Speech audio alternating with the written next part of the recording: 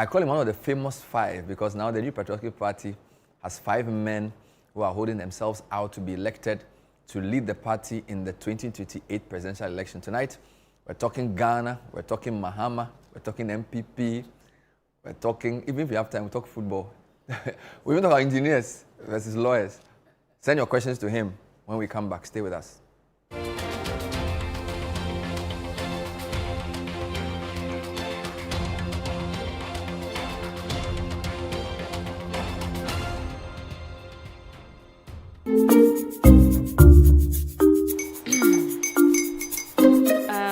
Kwame and his uncle are almost here.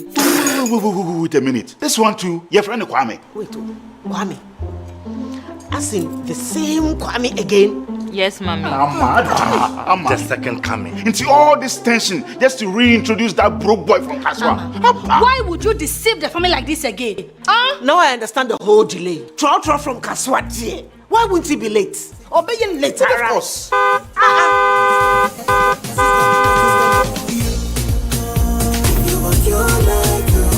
Star 712 hash, star 712 hash. Yeah, you go be the luckiest. Go be from Georgia, be luckiest. From not the block, she be luckiest. Yeah, you go be luckiest. No matter why you're luckiest. Everybody go be that luckiest. That's Kwame! Send your God the apple boom. If you put it toye, so would the coming of the son of man be. Hey. Is that his car? Dial star 712 hash. Choose your ticket. Enter your lucky number. Follow the prompts and let destiny handle the rest. This promotion is regulated by the NLA on the Caritas platform.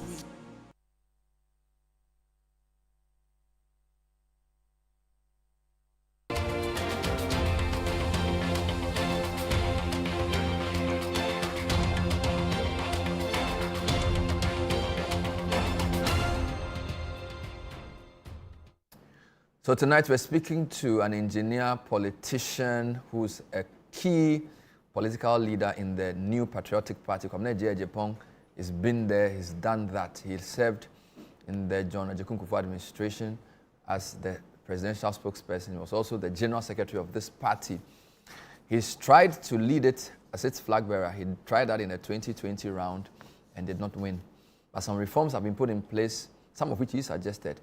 And he believes that he has a chance, a fighting chance. So he's been campaigning.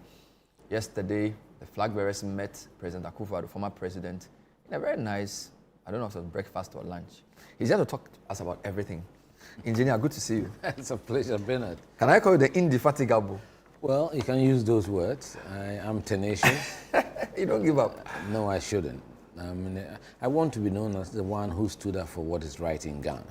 And if it leaves me alone in that standing, I would do so. I want to die on principle and push for things to be done properly in our country. And if it comes at a political cost, it doesn't matter. And in a sense, you are condemned to Ghana and NPP.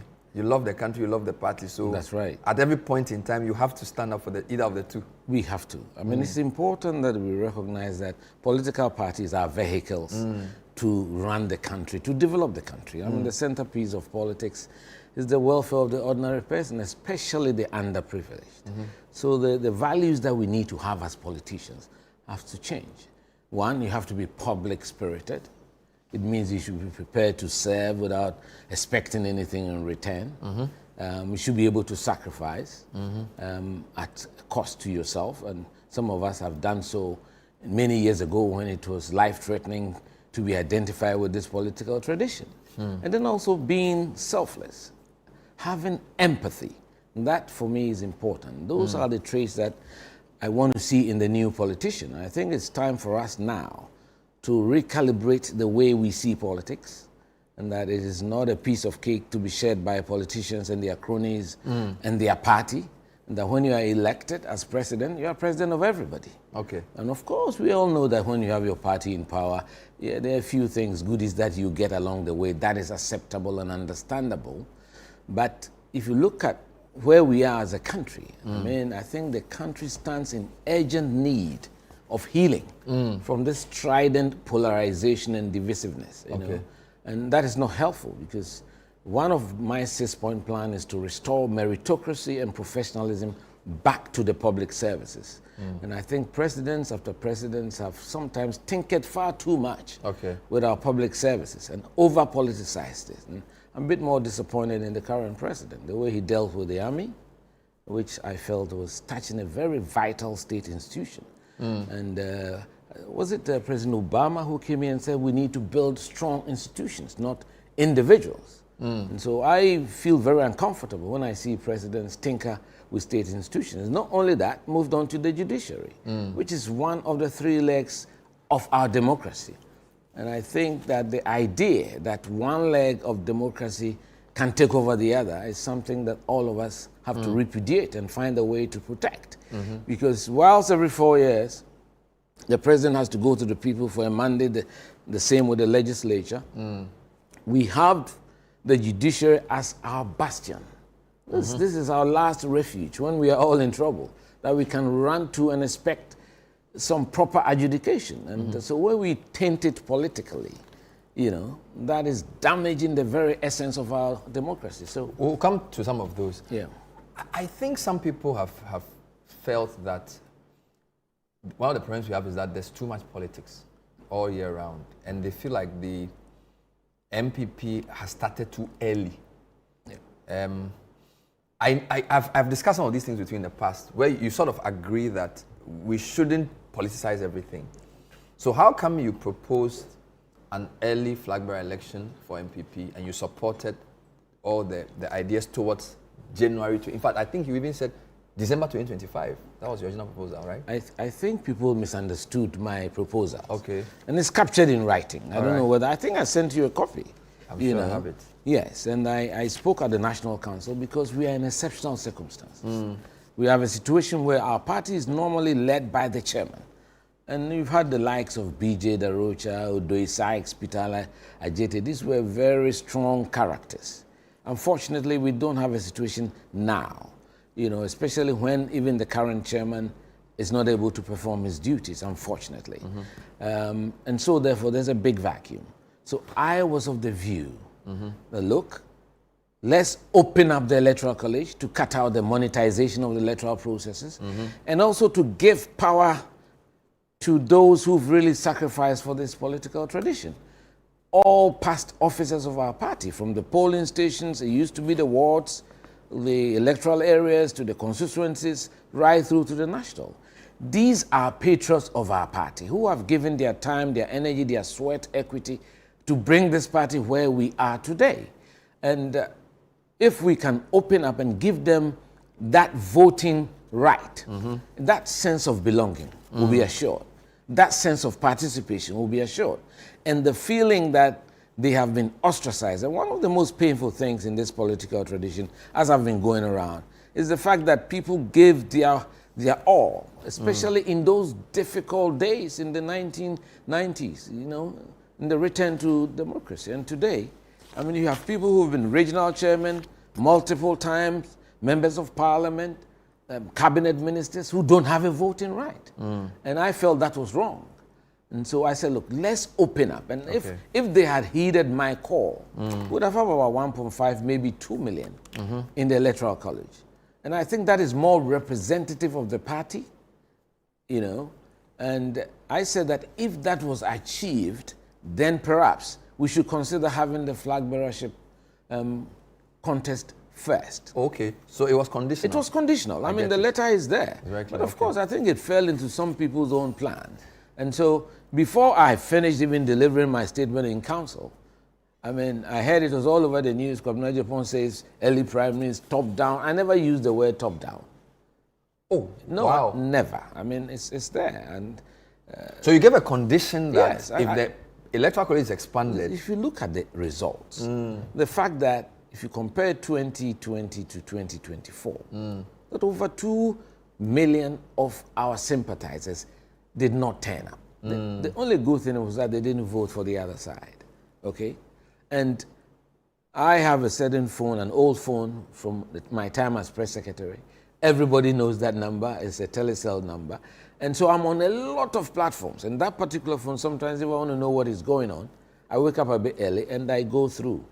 it's quite clear that people felt a sense of being ostracized, especially the older folk who had given their all, and that power had been just invested in the few delegates. There's no position such as a delegate in the Constitution. They are polling station executives, and they are supposed to be the frontline soldiers of our struggle, the ones who should do our advocacy at the local level. But because it's been overtaken by picking the biggest person or the parliamentarian, now people refer to themselves as delegates, and that is wrong. So they've lost focus of what they are supposed to be doing. Okay. And it's created a situation where people feel, okay, if we are not part of the decision, then when it comes to campaign, do it and let's see, in the traditional Ghanaian parlance. So I felt this was going to bring an easy, no-brainer solution. All those who have been, as you say, schemed out of position, because we've also known over the last 3 or so cycles, certain people on the party's register have been schemed out. Our Constitution, Article 3, talks about the polling station being the basic unit of political activity, and that they should be renewing themselves every 6 months, submitting their registers to the party headquarters. In fact, when I was General Secretary, I caused to be printed over 40,000 polling station registers to try and encourage the party to be active at the base, so that if you meet as a polling station, normally 30 people, 25, you know yourselves. So when it gets to electing the 5 to represent you at the presidential ballot, it doesn't become a difficult situation where people from national office or constituency office have to come and determine for you, because you have a register. So those are the things that I've been pushing for. So I'm a reformer. I want us. So let me get this clear. We're in exceptional circumstances without NPP having a chairperson. So I would have thought that maybe NPP should have just had an interim chair, or maybe voted for some national executives first, and then that team will have the mandate to choose a flag bearer. So in a sense, your proposal has been distorted. Definitely. It's been distorted. It's been distorted in a way, So people then started taking umbrage with me that I'm the one who pushed for the early conference, early Congress and all that. And now you are not supporting it fully, but of course you are part of it. Well, I'm part of it. I respect the party. Once we go to National Council, the majority takes the decision. However much I canvass against it, I find it very uncomfortable to come out and say, look, But do you see the risk? Because everything you do has a risk. Do you see the risk of this approach? The risk? In fact, what I was expecting that once we went to conference, and conference accepted that we should expand, although marginally. I wanted this expansion that I spoke to you much about. Broader. Much broader. They said we should add only 2 to the polling station. I would have thought then we should have had a new polling station register, renewed the base, and they form about 93% of the electoral college. So that if we had allowed that to happen, but some have said if we do so, we are curtailing the current mandate of the polling station executives. But that mandate expires in February. And this election is 31st of January. So I made a few suggestions. Either we push the election 2 months to allow for a new set of polling stations so that we can add the 2 more. Because if you multiply 2 by 40,000 polling stations, you're talking about 18,000 people. Now there is a rider at conference. They call it a sunshine clause or whatever. That says that we should hold this most important election before we add the 2, which is something I never agreed to, but that was a majority decision. And also the 7,000 polling electoral area coordinators areas, we are supposed to add 5 more. And that's nearly 30,000. If you add that to the 80,000, you have well over 120,000 people who are being disenfranchised because we are holding this election on the 31st. I would have thought we've compromised a bit. Either we talk to the polling station and say, hey, guys, okay, we know that your mandate is supposed to expire in February, but can we have your election in December so that we can refreshen the base of the party, add the 80,000 and the 30,000 so that they can But do you see the logic in the people who say that because the party risks getting divided further, it may be better to choose the object that may divide the party early? I think that's the logic. Because, for example, the flag bearer is the biggest thing, right? So if you have a flag bearer by February 2026, then every other election may not really be that divisive because they already know who they are going to sort of support. Rally around. That's the logic of that proposition. Well, I mean, I think some of us are uncomfortable with that suggestion, Yeah. okay? I think most importantly, it is the way we conduct the primary. Because Okay. the fact that you give it time doesn't mean it will heal the wounds. The wounds are deep, the cuts are deep and bad. Time may not heal it. So that's why I think it's important that all of us should recognize that our primary loyalty is to the party, the NPP, and none of us is bigger than the NPP. And so our conduct must show that, you know, and so we have to be very careful what we say. And I think some of the things that have been exchanged not truly complementary to our party, and it tends to arm our opponents for the battle ahead, and it's something that we should all condemn. And just a final point on this. There's a sense in which some people feel MPP may be out of touch with Ghanaians because people are not generally in the mood for partisan politics this early because you had a very grueling election just last year. And I think that the team that's in government probably was formed by June or something. So they're basically now settling in. So to start seeing 5 MPP leaders campaign already in 2025, right? I think they hadn't even finished appointing their DCs. It seems a bit early. No, but that has nothing, that's an internal election, I understand. But you're a national party of a certain size. I think most important. It's a flag-bearership election. And I said this many, many years ago, that in Ghana, Yeah. we don't allow some time off from politics. The day after election, and you, the media, the West culprits, you invite people, MPP, NDC, and that's what happens. And so even when there's a heavy downpour. But I know we don't do that here. You know we don't do that. I'm not talking about you personally. We are on this platform. We don't empanel politicians to discuss all national issues. That's right. And I think that's a good thing. We don't. And I think the others should learn from you. You know. So and even if we did, we mix them with different experts so that it becomes a more... So I have always felt that immediately after elections, you give governments time to get their feet under the table. And then after a year or two, as you prepare, you make your notes, you know. Like, it doesn't mean that when something happens and it's not good, like what happened with the Chief Justice, which I disagree, doesn't mean we shouldn't talk about it. Yeah. We can't criticize it.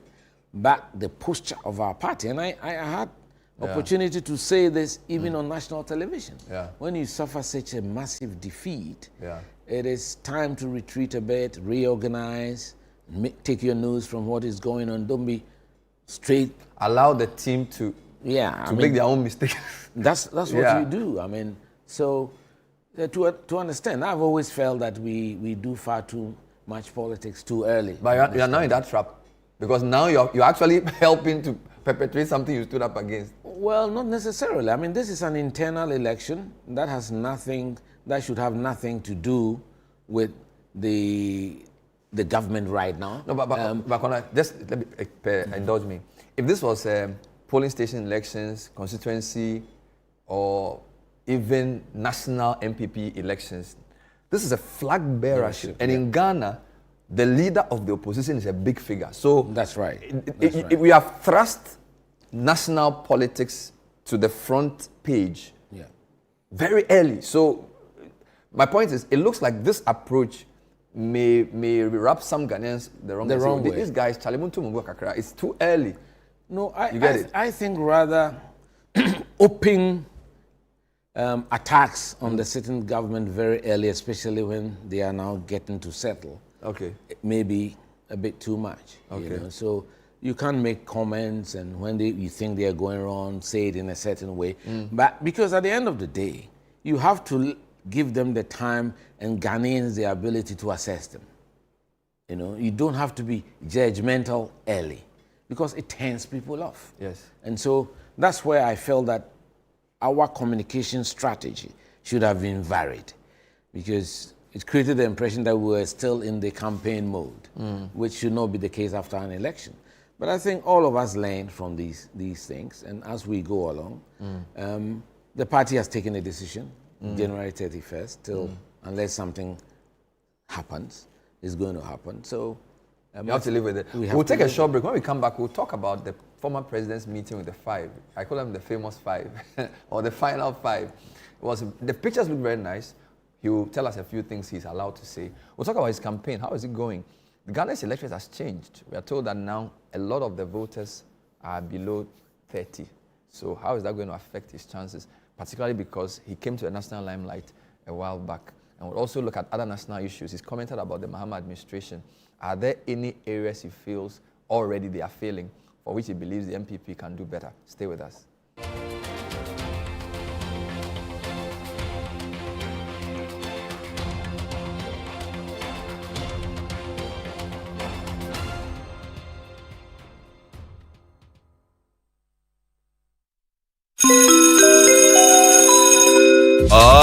Announcing Ghana's first unlimited photocopier leasing. Yes, from just 983 Ghana cedis, you can lease a multifunctional photocopier and print unlimited. Yes, unlimited and free paper every month. Guess what? That's not all. Toners, repairs, and maintenance all are free. And oh, I'm not kidding at all. And we cover the whole country. Yes, the whole country. What are you waiting for? Just visit us at www.valexlease.com or call 0244 644048. Remember, terms and conditions apply. Valex Lease, affordable document management solutions.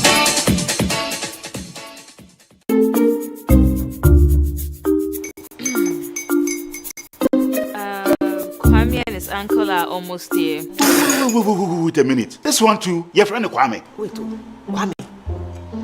As in the same Kwame again? Yes, mommy. The second coming. Into all this tension just to reintroduce that broke boy from Kaswa.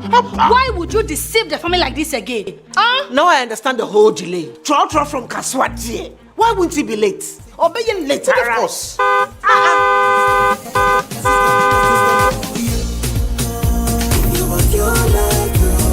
Star 712 hash, star 712 hash. He go be the luckiest. Kofi from Georgia be luckiest. From Natepia, cause she be luckiest. Yeah, you go be luckiest. Nobody know why you're luckiest. Everybody go be that luckiest. That's Kwame! Send your God the apple boom. If you put it toye, so would the coming of the son of man be. Is that his car?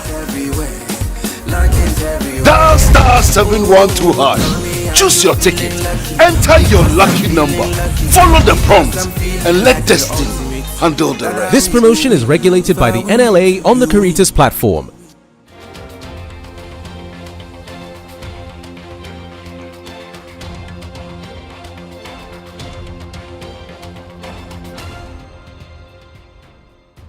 Welcome back. We're chatting with Engineer Kwabena Agyei Agyepong. We have not yet had an engineer president, so if he succeeds, who knows? Last 2 weeks, I had a debate on engineers versus lawyers. Ghana has lots of lawyers in public life. I don't know if you watched that debate. I had a very healthy debate where we said it looks like some countries do very well because they have engineering types in politics. I think we have a paucity of that in our public life. I saw an article, I've forgotten who wrote it. Yeah. It was very well written. That professor in Canada or something. Someone talking about how we are now graduating only single figures in physicists. Yes. And that we have thousands of lawyers. True. You know, and that we should look at the Chinese example, where the top of the Chinese leadership, about 70% have engineering degrees. Yeah. And the kind of tuition and training you go through as an engineer, you tend to be very results-oriented. You chase progress because it's all about project management. Yeah. And with engineers, what you design, you have to build. And so if there are any inherent errors, you are not very careful, you'll be exposed. And when it happens, it can be very fatal. So we are a different type. So we're very more meticulous, careful, very measured in our projections. Because design is about projection, you know, so you should be able to project future populations. So you agree with the article? Oh yes. I mean, I've talked to a lot of people who, everybody I see these days, they're going to do law. I've been wondering what is happening, what is the allure? That's right. What is really attracting them to the profession? Yeah. And maybe I don't know. The answer may be given by let's watch the video. So you went to the former president's home. Yeah. Did he call you personally to invite you? Or how did you? Yes, he called us all to invite us. Okay. For the breakfast. And I think it was a good opportunity for all of us to meet in a very relaxed. So this will be the first time all 5 of you are meeting under one roof? Yes. Outside of maybe like a party meeting? Well, I mean, this is the first time we've met, okay.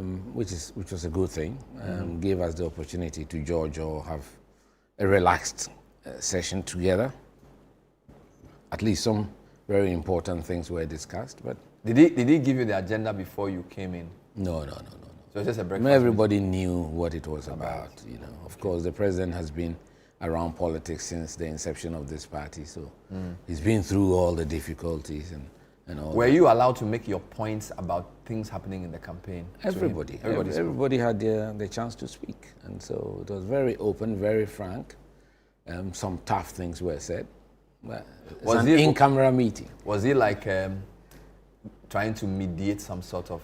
Not really. I mean, just using his experience to a bit of try and draw some boundaries, you know, for us. That we should try and operate within some parameters, because that will make it easier for us to work together. Because eventually one of us will become the victor.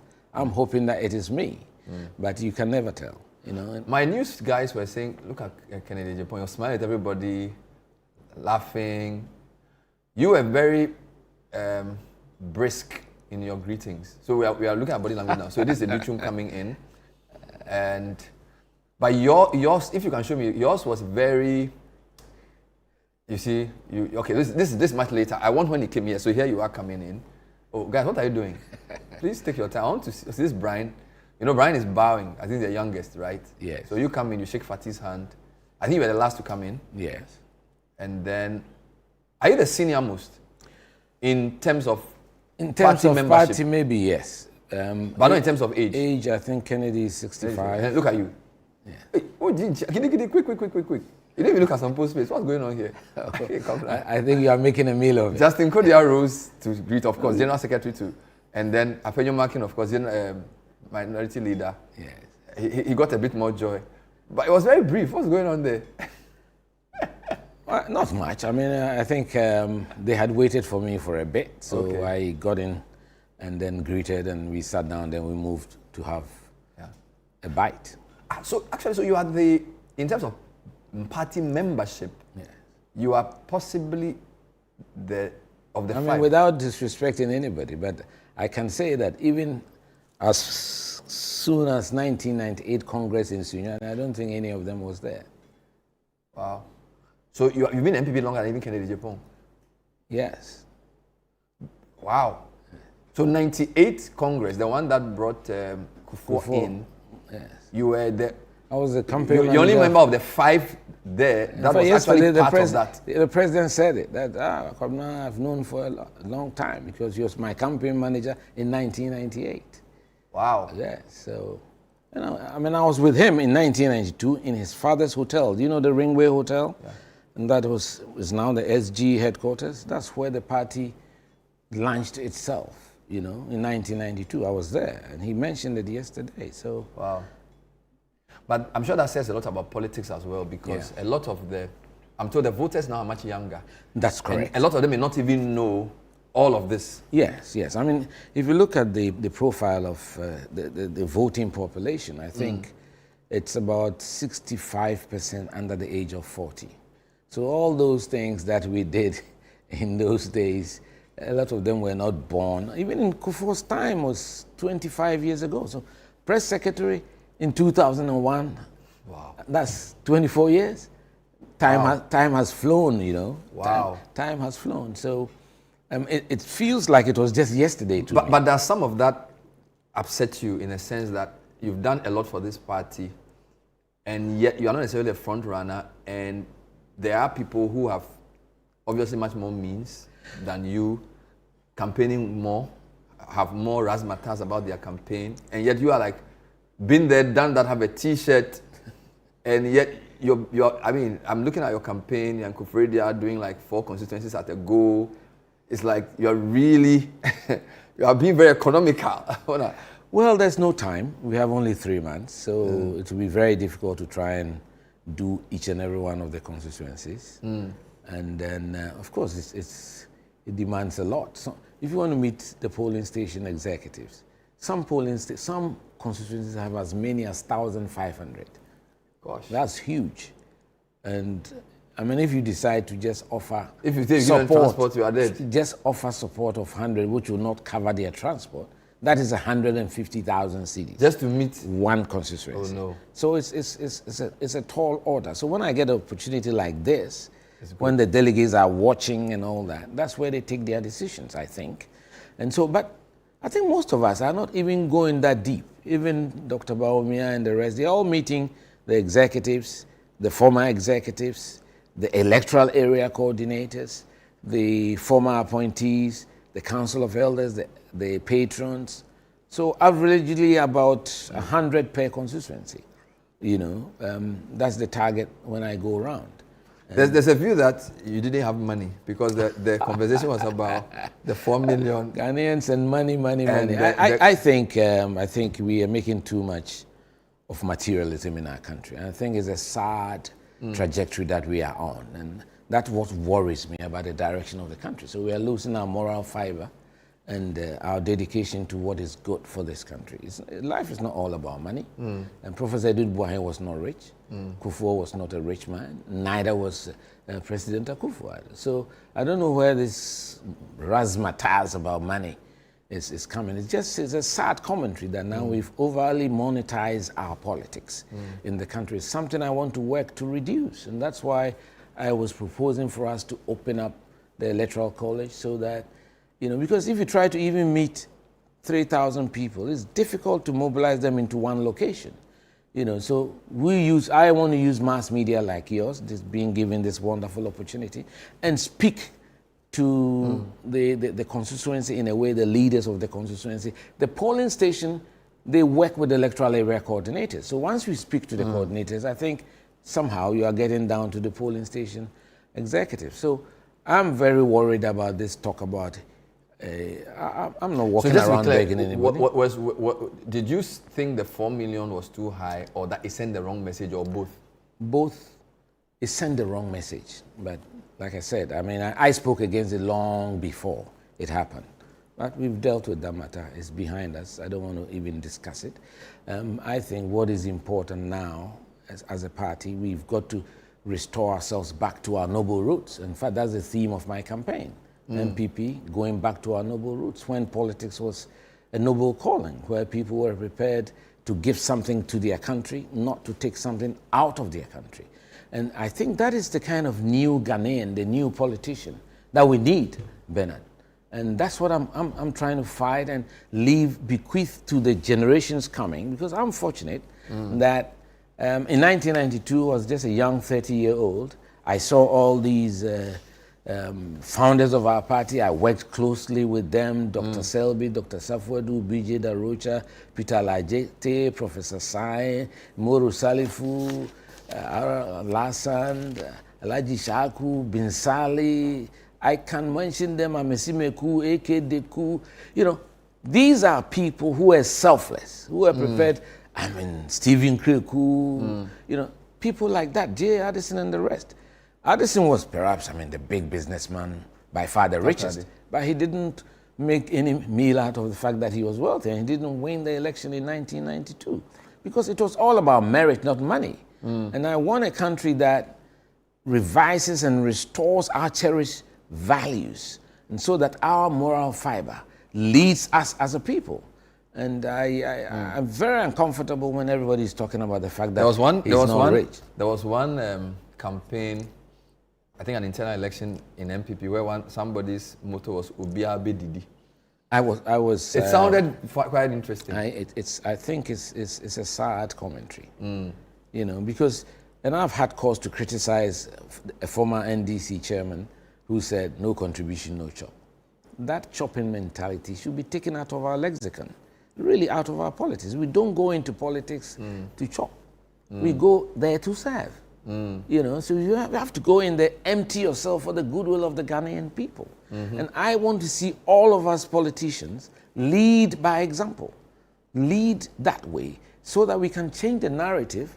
And those who are watching us, the younger ones, will say, yes, that's why we want to be in politics. It has to be possible for people to realize that you can live a fulfilled life without being exceedingly A rich. lot of the young people don't have money, and a lot of them feel like they can only depend on handouts from politicians, which is why you see a lot of them following them. It is wrong. It is wrong, and I think it's part of what we should do to create an environment or to create an economy that allows everybody to realize their God-given potential, which means we have to mobilize the forces of production in the country. Okay. Emphasize on that. Once we can mobilize the forces of production, create an economic environment that will allow them to thrive, then we can create the jobs that we need to create for our people. I mean, I don't understand why after 100 years of cocoa farming, we are still sending out raw beans when we know that the chocolate industry does not use raw beans. We can work towards saying that, oh, by a certain year, in 5 years, all beans will be processed before export. And I think President Akufo-Addo did something with this tree crop development authority about 5 or so years ago. I was very happy about. You know, we've got this cashew, rubber, mango, palm. These are massive crops that if we focus on it and get the Ghanaian businessmen interested in the value chain and do the processing. And I have been an exporter of shea before. And I was horrified that you go into the villages in Upper West and then you go and find some Indians in there, you know, buying the shea. I said, this should be out there back in Delhi. If they want it, we will export it to them. That's why we have Ghana Export Promotion Agency. There's a very interesting article on citynewsroom.com written by Dr. Ernest Ekwama. He describes himself as a sessional academic, School of Politics and International Relations, the Australian National University. And it reads, why Kwabena Agyepong and Agyei Agyepong are best as party executives, not flag-bearer candidates. This article is dated August 28, 2025. Wow. And just to summarize, basically, it says the party has a weak leadership that seems incapable and or unwilling to assert control or demand accountability. And the writer believes that you and Mr. Agyepong are perfect candidates to repair the vehicle called the party, not necessarily to be flag-bearer. He makes quite an interesting argument. He posted it and quite had some I've heard this argument before, but I've always believed that the country is bigger than the party. You understand? And I think it's not the only the party that needs fixing. The trajectory that we're on as a country is a dangerous one. It's not a sustainable one because politicians from both sides of the divide. I've spoken to young students who are members of TESCON and TAIN, and you get from them the feel that they are part of these political movements because of either they're going to get a scholarship or they're going to get a good placement. It's all about me, me, me. The big developed countries did not get there this way. We need leaders who are prepared to work hard, put in equity sweat to develop our country. Okay. And we, the political leaders, have to lead by our actions, yes, not just by the way we speak. Okay. And that's how come. I mean, I've been there before. I've been press secretary to the president, pretty high position. I did not go grabbing state lands. I was not materialistic. And I think I worked without blemish because that's how I've been brought up by the elders of the party that I met and my dad as well. That you can live a fulfilled life without being exceedingly rich. I'm not a poor person, but I don't have to be exceedingly rich. And when you grow up, you don't need that much money anyway, you know. So I think we need to inculcate and imbibe in the younger generation that what I call my triple S doctrine: service, sacrifice, and selflessness. Let's take a break. We'll talk about that and discuss a few national issues and read some comments when we come back with Engineer Kwabena Agyei Agyepong. Stay with us.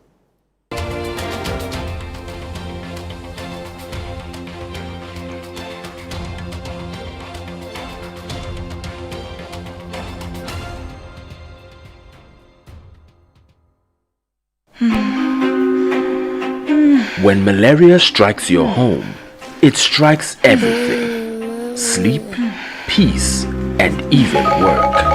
Don't miss deadlines because of malaria. Don't lose your sleep to malaria.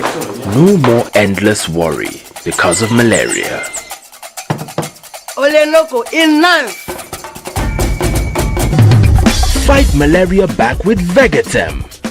Vegetem is effective, safe, and fast-acting against malaria. With its alu-alu packaging, Vegetem tablets stays effective right to the very last tablets. Vegetem is also available in suspension for children.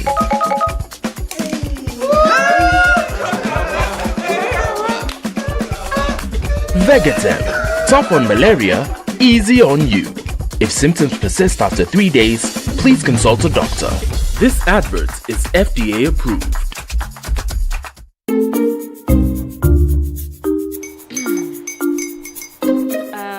Kwame and his uncle are almost here. Wait a minute. This one too, your friend Kwame. Wait, Kwame. As in the same Kwame again? Yes, mommy. The second coming. Into all this tension just to reintroduce that broke boy from Kaswa. Why would you deceive the family like this again? Now I understand the whole delay. Troll from Kaswa. Why wouldn't he be late? Or be late? Of course.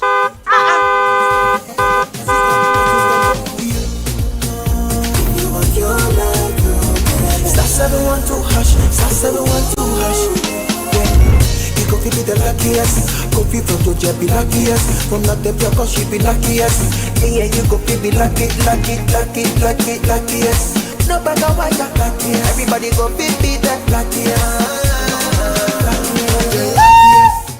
That's Kwame! Send your God the apple boom. If you put it toye, so would the coming of the son of man be. Ufa, is that his car?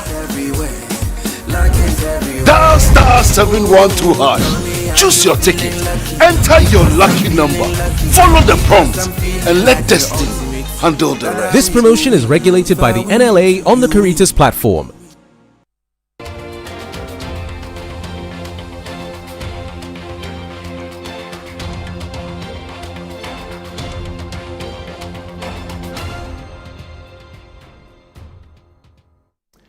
Welcome back. So let me read a few comments for Engineer Kwabena Agyepong. Bernard, please say Assalamu alaikum to my big brother and role model, Engineer Kwabena Agyei Agyepong.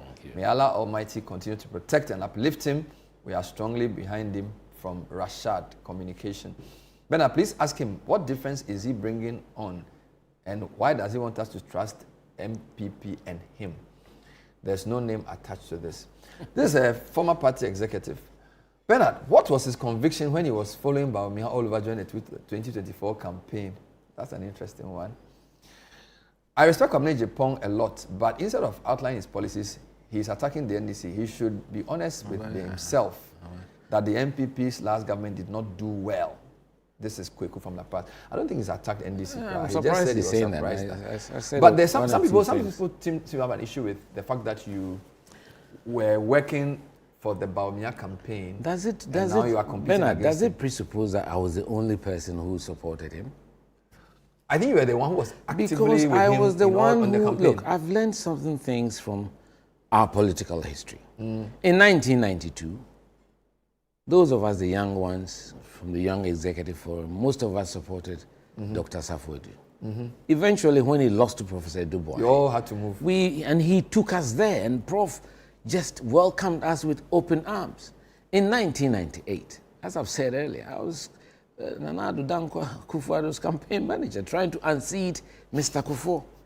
When we lost in Sunyane, he brought me into his campaign to the extent that I was the one in the strong room for him in the 2000 election. In fact, after that, made me his press secretary, one of his closest confidants, you know. So it taught me a lesson in unifying the party. And I've always believed that once the majority decision is taken, then if you are a true patriot of this party, you have to line wholeheartedly. In fact, after the primaries and there were issues, a senior person was leaving the party, others were threatening showdowns and other things, I was the first person to come out and say, look, this is what our party stands for. We are Democrats. We believe in majority rule. The majority, I was a contestant. The majority have decided for Dr. Bawumia. I want to wholeheartedly work and support him. I encourage everybody else to stop the complaining and let's work together. This is from a delegate I know, or somebody who I believe may vote. Will you be kind enough to ask Kwabena Agyepong what he as Flagbearer will do about the rising mentality of NPP members who join the party solely for monetary gains and not actual service to the nation. We are seeing a number of appointees being cited for criminal offenses to do with illegal appropriation of funds, etc. I don't know if the question is clear. Yes, it's quite clear. It's unfortunate. I mean, like I said, the country itself has been gripped with a period of materialism, you know, and our culture has changed. And in times past, Ghanaians didn't used to flaunt their wealth, but maybe because of social media, today even people are having a good meal, they take a picture of it. They sit in first class, they take a picture of it. That was not part of us. But again, I said to you before the program, we are in a different era.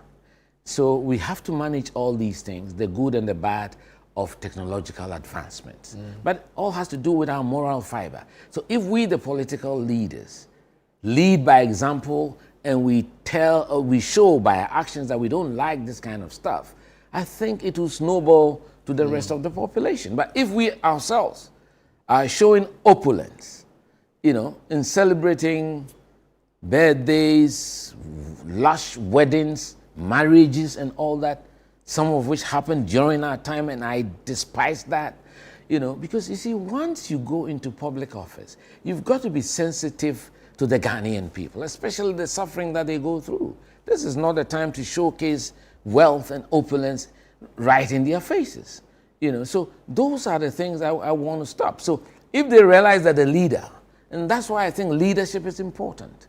Leadership with integrity. Leadership that they can trust. The questioner who talked about why they should trust me, because I've been there before. I've been there as press secretary to the president. I did not misconduct myself. I did not abuse my office. So you can trust me. It's not as if I've never had the opportunity. I've had the opportunity to do the things that some people do.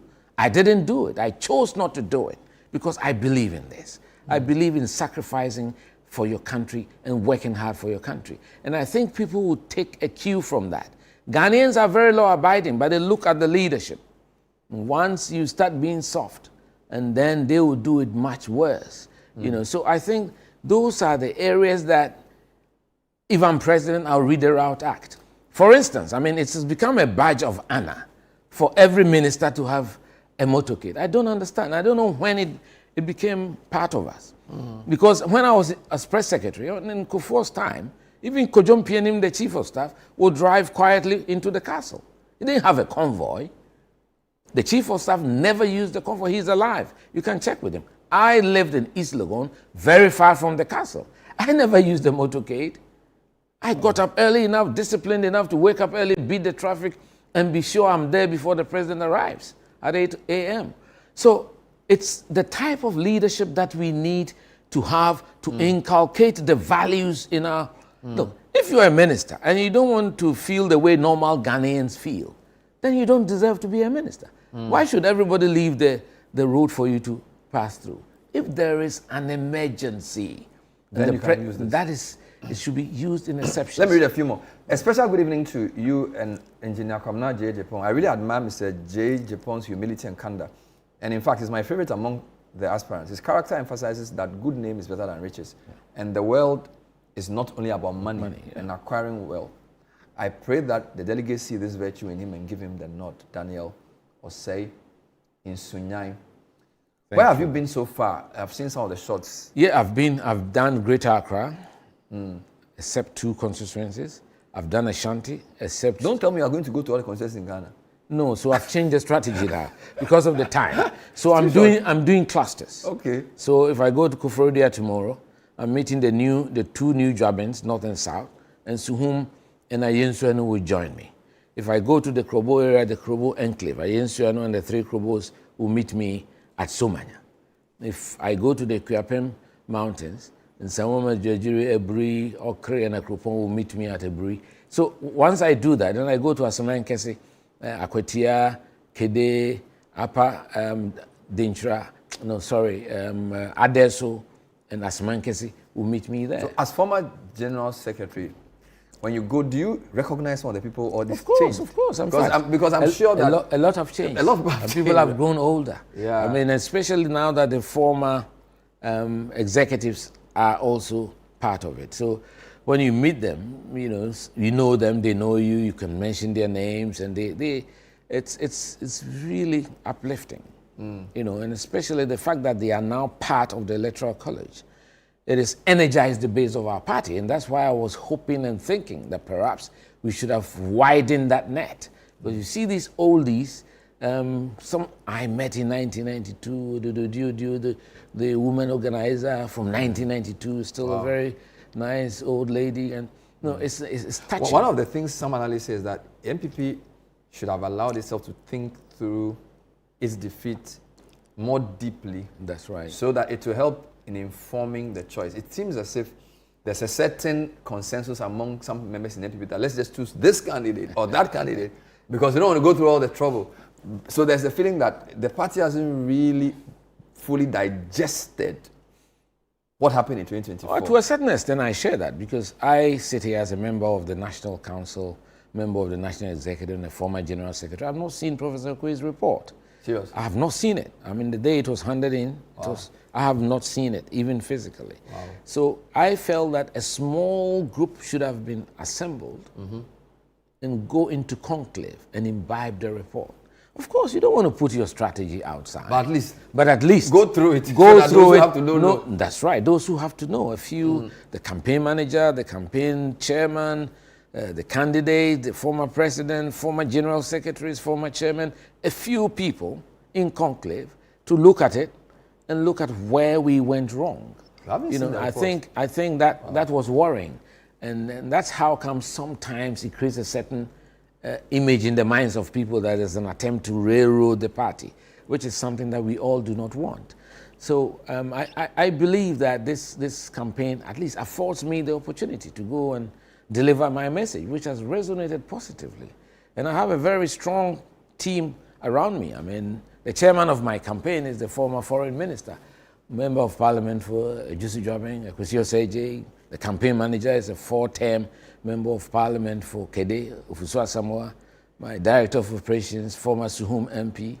And, you know, I have members of my campaign advisory board, Honorable Yaubenin Dako, Etiwa MP, Kranche, Asante Achim South MP, and many others. Is President Kufuor in a position to offer support? Because he's the father of all. Of the 5, you are the one who directly worked for him. It doesn't matter, but in his position, he should be father of all. I think we should respect that. We shouldn't draw into this. No. I think it's unfair. Would it be nice to have a breakfast with him as well? Why not? I mean, if he invites us, we'll readily go and enjoy it. And, you know, your friend Alan has left and he's formed a new party. It's called the UP. What do you think? I would say I'm pained, you know, because Alan is like a big brother to me. Yeah. I mean, I knew Alan well before politics.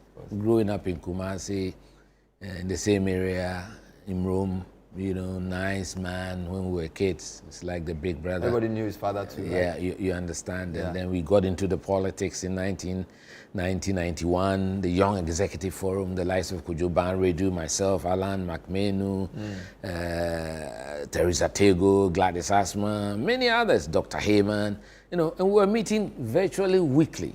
And although he was working with Empretech, you know, in a way he played a very frontal role, you know. So it's hurting. It's hurting that he's left. I mean, I still consider him a brother, but I'm disappointed in his decision.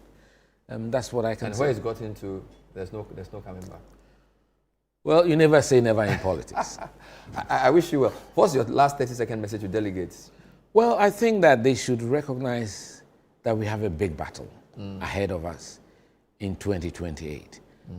The party needs a candidate, a clean pair of hands, a candidate that Ghanaians can trust, and somebody who has the institutional memory of this tradition and who has suffered through the tradition and therefore understands and identifies with the struggles of the grassroots of the party, knows their problems, has been there as General Secretary, has worked as Press Secretary to perhaps the best president of the Fourth Republic. So I bring together a skill set, and as you said, a civil engineer as well, who is very action-oriented, very demanding of results, and very meticulous. And at the end of the day, I can say from the bottom of my heart, I have pure motives, good intentions for the country, And I'm very profound about the transformation of Ghana. I want to see this country change. And we, the politicians, have to lead the organizations who do with much less tinkering with the politicians. And that's what I would like to do. I want to impose a cap on the Supreme Court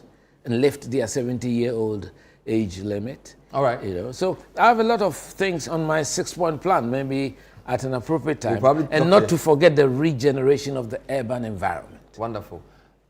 January is still a bit of a way off, so we'll probably talk again soon. I wish you well. Thank you very much, Bernard. It's a pleasure. We're speaking to Engineer Kwabena Agyei Agyepong, who's number 5 on the ballot. Asieho.